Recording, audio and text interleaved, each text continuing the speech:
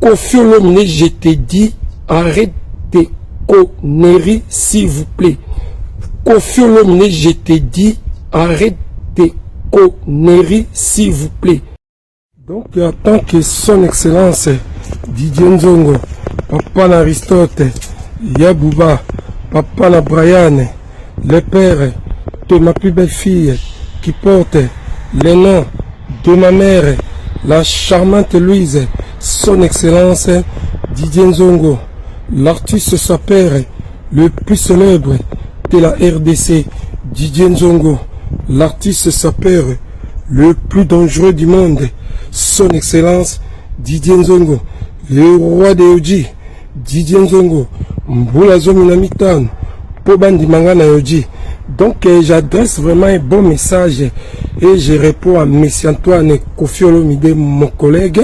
Si je parle du collègue, cela veut dire, toi tu es l'artiste musicien, moi je suis l'artiste sapeur, en même temps l'homme du peuple.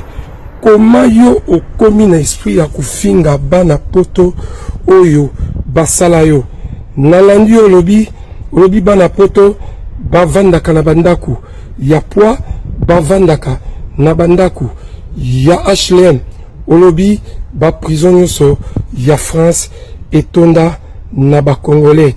En plus, ce qui est plus important, olobi tu vis bien plus que bato poto. Monsieur Antoine Kofi Olomide, tu te trompes. Na banda siko ko détailler ba sijo yolobi ba prison puis à France ba Congolais ba tondi ça. Tu te trompes. OK. Ceux qui ba Congolais ba tondi ça prison à poto, y compris moi na yo Aristote au Sundola toute sa vie il fait que des prisons. Tous on la sijo lobi tu vis bien plus que Banapoto. Mais c'est Kofi Olomide Antoine, tu te trompes. Toi, tu vis bien en Afrique. Explique-moi, tu héberges combien des enfants de la rue ou tu nourris combien de personnes chez toi gratuit. Mais pourquoi Bolingi Kota Mbilinga là où il n'y a pas Mbilinga Olobi Isusu, Batou, il y a Poto Bavana na Bandaku, il y a HLM.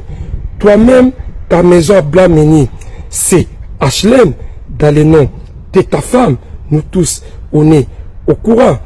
Au lobby, sous et lokomoko, si je me rappelle, au lobby, batapoto, bavandaka, nabandaku, yapwa, y compris toi-même.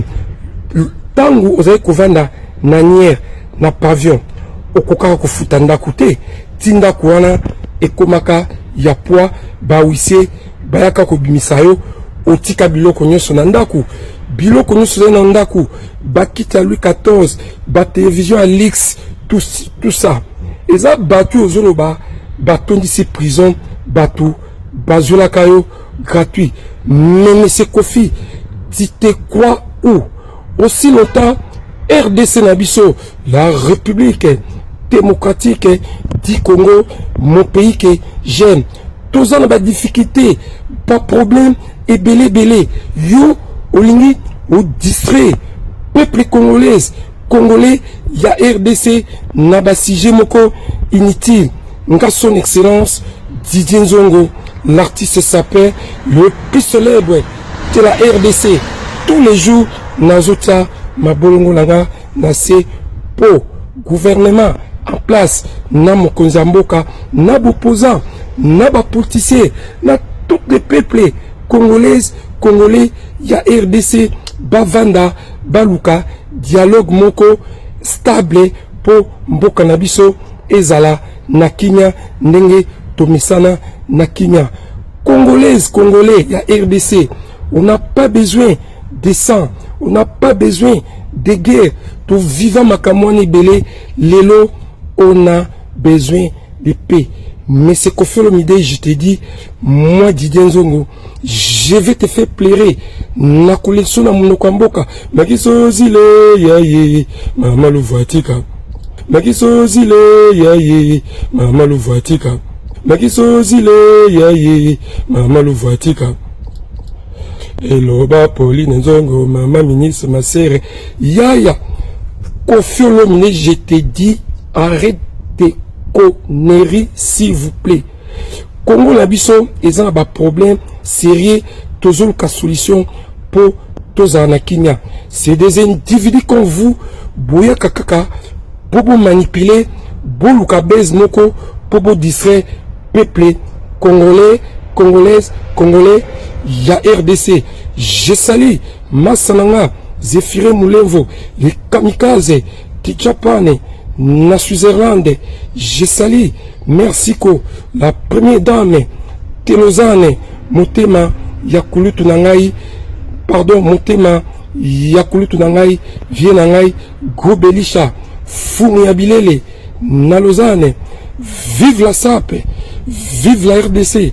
Je salue DJ Spider et Niel, DJ Spider et Niel, vraiment, bah, salutation, Yangoana, comme on travaille ensemble, na bakri nanga, baki bokolo, bakodoka, DJ Niel, Ndenge, tout travaille ensemble. Je salue tout le monde, Congolaises, Congolais, il y a RDC, tous à la Bomoko, tous Sambela Kaka, dialogue, et les cabiens pour Tovanda Nakimia. Vive la SAP, vive la RDC. Merci. Ok, coupe.